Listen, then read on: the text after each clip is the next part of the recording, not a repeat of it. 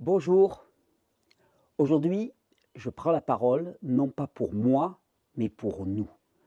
Depuis des années, au travers de moi, c'est la voix de centaines de milliers de femmes, d'hommes, d'enfants, de citoyens qu'on veut faire taire. Ces voix, ce sont celles et ceux qui rêvent d'une santé véritable, d'une liberté authentique, d'une autonomie réelle. Mais plus largement, ce sont celles et ceux qui rêvent d'une économie au service de la vie, régie par des principes éthiques solides, plutôt que d'un système esclavagiste où la seule norme est la rentabilité, qui rêvent d'une justice qui répare au lieu de simplement punir, d'une école qui émancipe et qui éduque, plutôt qu'un système de normation et de dressage moderne. Ce sont ces voix et ce sont les nôtres. On nous qualifie de cafards complotistes, on nous dit marginaux, et nous sommes surtout invisibilisés par un pouvoir médiatique servile et totalement aux ordres. Mais en réalité, nous sommes les gardiens vigilants et les garants courageux d'un avenir différent. Je pense à toutes ces voix sans micro, ces enfants qui viennent. Je pense à tout ce monde vivant qui crie sa souffrance. Et si nous nous taisons maintenant, si nous renonçons, alors que laisse-t-on faire? Que devient notre responsabilité collective? Pour ma part, je pourrais rester chez moi. Le boulot, il est fait. Avec ma chaîne YouTube, j'ai transmis, j'ai prouvé, j'ai porté les valeurs de la santé naturelle et de l'autonomie à des sommets qu'elles n'avaient jamais atteints et j'ai payé cher pour ça. Ah ouais, le système de la maladie, de la dépendance m'a censuré, muselé, caricaturé, diabolisé, menacé et finalement totalement bloqué. Mais voilà, ce combat, ce n'est pas une affaire personnelle. Si tout ça n'était que pour moi, croyez-moi, je n'y serais pas allé. Je me bats pour nous, pour toutes celles et ceux qui croient encore qu'un autre chemin est possible. Posons-nous simplement la question. Combien de temps accepterons-nous encore d'avaler des pilules pour supporter des conditions de vie iniques? Combien de temps continuerons-nous à nous anesthésier pour fermer les yeux sur le massacre du vivant en cours? Combien de temps prendrons-nous des antidépresseurs pour supporter une vie déprimante et stérile? Nous avons totalement désinvesti la scène politique, parce qu'elle semblait corrompue, usée, stérile. Et elle l'est. Mais il est temps de regarder en face la vérité. Ce n'est pas simplement la politique qui est malade. C'est un système tout entier qui s'est accaparé les rouages du pouvoir.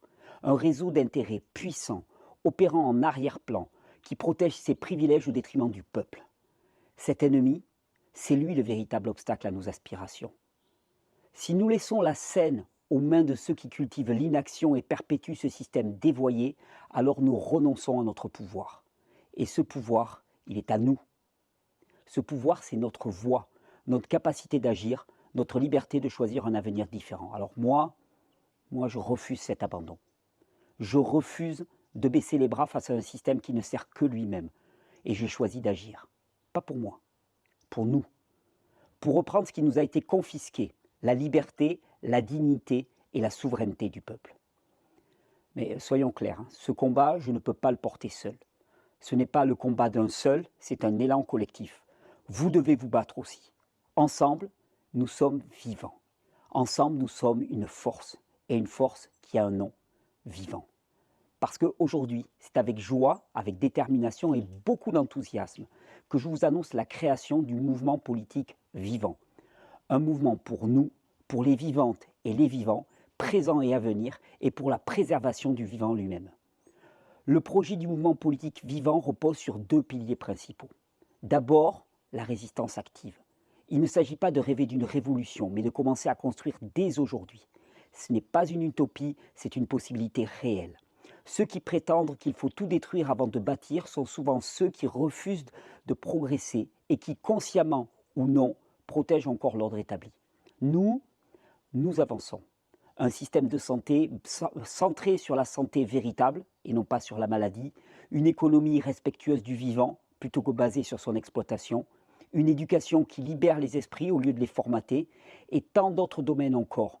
Sous peu, vous pourrez d'ailleurs découvrir le programme des vivants pour embrasser la richesse de toute notre démarche pour le vivant. Ensuite, deuxième pilier des comités locaux. Les vivantes et les vivants, nous allons nous organiser. Des comités locaux seront créés dès le début de l'année prochaine en France, partout. Des lieux pour réfléchir, pour débattre, mais surtout pour agir. Chacun pourra y trouver sa place, proposer des initiatives, s'impliquer dans des projets concrets. Ensemble, nous construisons des solutions fondées sur l'autonomie, la souveraineté et la liberté. Ensemble, nous devenons acteurs de notre propre avenir pour incarner réellement les valeurs de la France. On nous parle de liberté, égalité, fraternité. Liberté, équité, fraternité. Pour mener un combat, il faut une stratégie aguerrie et pensée. Et le combat que nous menons est un combat pour le vivant et non pas contre quiconque. Mais vivant, ce n'est pas simplement une liste d'idées ou de propositions. C'est bien plus que ça. C'est un appel à l'action, une invitation à reprendre notre place, une proposition radicale pour défier un système verrouillé, obsolète et totalement injuste. Ceux qui nous maintiennent dans l'inaction ont peur. Ils ont peur de ce que nous pourrions accomplir si nous croyions à nouveau à notre pouvoir collectif, pour que nous sortions de leur jeu truqué, de ce cadre qui nous divise et qui nous maintient soumis. Alors aujourd'hui, je vous demande de croire. Croire que c'est possible. Croire que nous pouvons bâtir un système où la santé, la liberté et l'autonomie sont au centre. Croire que nous pouvons reprendre en main notre destin. Croire que nous ne sommes pas condamnés à être des victimes, mais que nous pouvons être des acteurs du changement. Mais je ne vous demande pas seulement de croire. Je vous demande d'abord d'agir. Rejoignez-nous. Dès que ça sera possible, engagez-vous dans les comités locaux qui vont être créés dans les mois à venir. Devenez des bâtisseurs du monde que nous méritons. Parce qu'ensemble, nous avons le pouvoir de transformer ce qui semblait impossible en une réalité tangible et concrète. Nous ne nous battons pas contre quelque chose. On ne va pas gaspiller notre énergie sur un terrain de jeu biaisé, conçu pour nous maintenir dominés et divisés. Nous refusons de jouer selon les règles d'un système de pouvoir et d'influence qui confisque la souveraineté populaire et impose ses propres intérêts au détriment des nôtres. Non, nous choisissons une autre voie. Nous tournons le dos à ce cadre vicié. Nous bâtissons notre propre monde, un monde où nos valeurs, notre éthique et notre respect du vivant occupent la première place, le centre. Et ce monde que nous construisons ensemble, nous allons aussi le porter à la tête de notre pays. C'est pourquoi aujourd'hui, je prends aussi la parole pour vous annoncer ma candidature à la présidence de la République en 2027.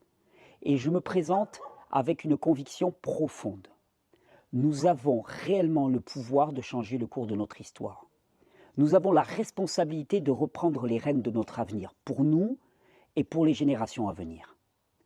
Nous ne demandons pas la permission, nous agissons. Cette présidentielle, c'est le point de départ. Si vous y croyez, alors nous avons 2 années devant nous pour transformer cette élection en une opportunité unique. Ouvrir les yeux de nos concitoyens. Alors, au début, je le sais, ils riront, ils se moqueront de nos idées. Ils diront que ce n'est pas possible, que nous rêvons trop grand. Puis après, ils chercheront à nous discréditer, à nous enfermer dans des étiquettes, complotistes, extrémistes, utopistes, sous emprise, pourquoi pas. Mais le temps passera. Et chaque jour, chaque année, la réalité leur donnera tort. Car si vous, qui avez déjà ouvert les yeux, choisissez de me suivre, si vous osez croire en ce mouvement, alors d'autres suivront. Et d'autres encore. Parce qu'une idée, quand elle est juste, elle devient inarrêtable. Mes amis, vivants, c'est nous. Nous sommes vivants.